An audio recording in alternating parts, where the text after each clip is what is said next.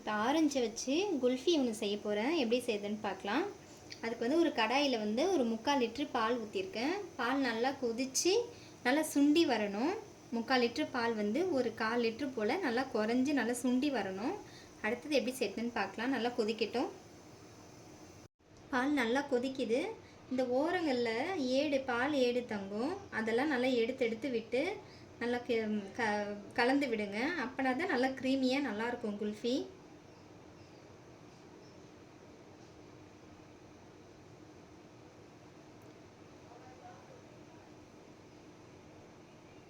பால் நல்லா குறைஞ்சிட்டே வருது. அடுத்தது சுகர் சேர்த்துறேன். நான் இந்த கப்பால் 3/4 கப்பு சுகர் சேர்த்துக்கிறேன். நம்ம டேஸ்ட்டுக்கு தகுந்த பார்த்து சேர்த்துக்கோங்க.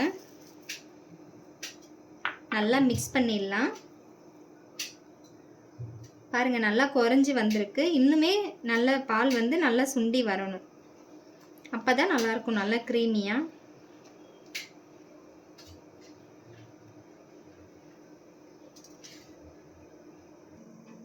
பால் ரெடி ஆகிறதுக்குள்ளே அடுத்தது ஆரஞ்சு நம்ம ரெடி பண்ணிடலாம்.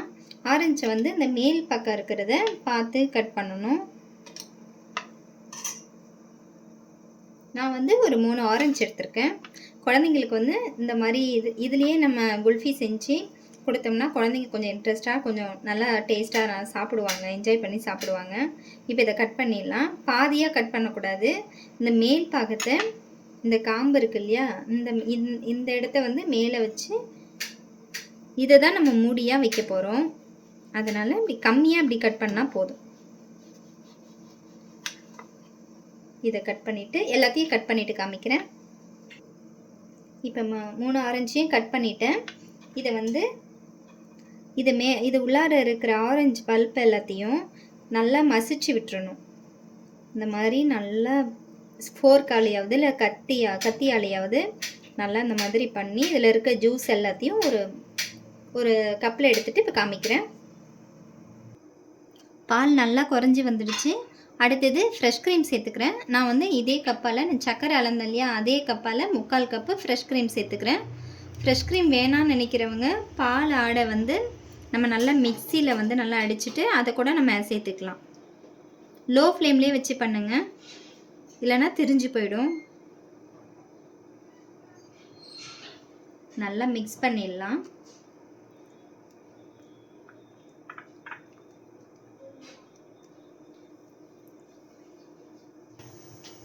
அடுத்தது முந்திரி சேர்த்துக்கிறேன். நம்ம இஷ்டம்தான், முந்திரி, பாதாம், பிஸ்தா எது வேணாலும் சேர்த்துக்கலாம். நான் வந்து முந்திரி சேர்த்துக்கிறேன். இந்த மாதிரி பொடியாக கட் பண்ணி சேர்த்துக்கோங்க, அப்போ தான் நல்லாயிருக்கும். கொஞ்சம் வேகட்டும்.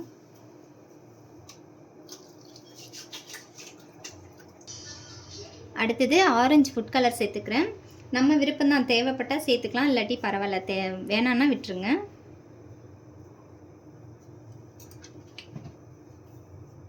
இதையும் நல்லா மிக்ஸ் பண்ணிவிட்டு நல்லா கொஞ்சம் நேரம் கொதித்து வரட்டும். நம்ம முந்திரி சேர்த்தோம் இல்லையா, அது நல்லா வெந்து வரணும்.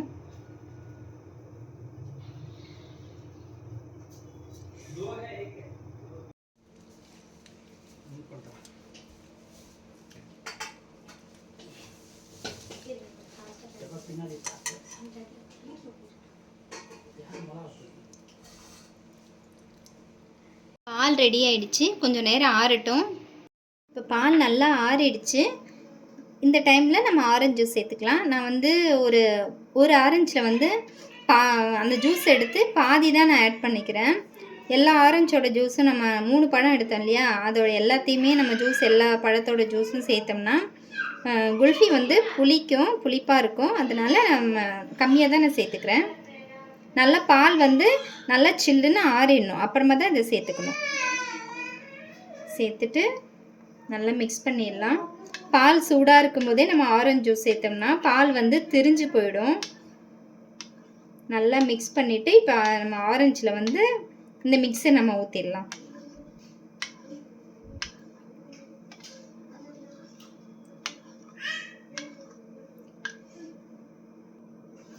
இப்போ இந்த ஆரஞ்சில் வந்து நம்ம அந்த பாலை குல்ஃபி செஞ்சோம்ல, அதை இதில் சேர்த்துடலாம்.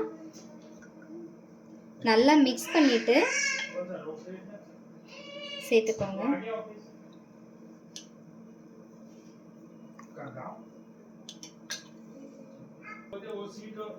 நான் வந்து ஒரு 2 ஆரஞ்சில் சேர்த்துருக்கேன். நம்ம மேலே வந்து இதை கட் பண்ணோம்ல, இதை வந்து நம்ம இதை வச்சிடலாம்.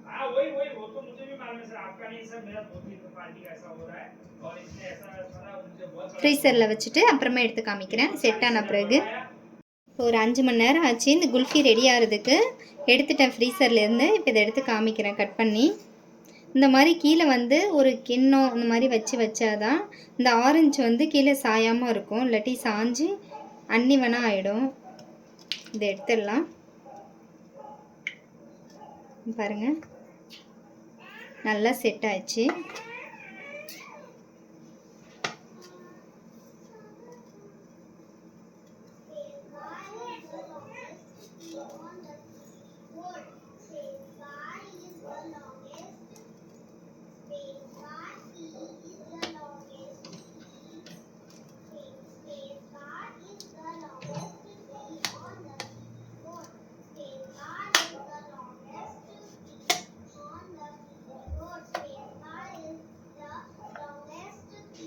நீங்கள் அப்படியே கூட குழந்தைங்களுக்கு கொடுக்கலாம். நான் வந்து வீடியோக்காக இந்த மாதிரி கட் பண்ணி காமிக்கிறேன். இந்த மாதிரி நீங்களும் ட்ரை பண்ணி பாருங்கள்.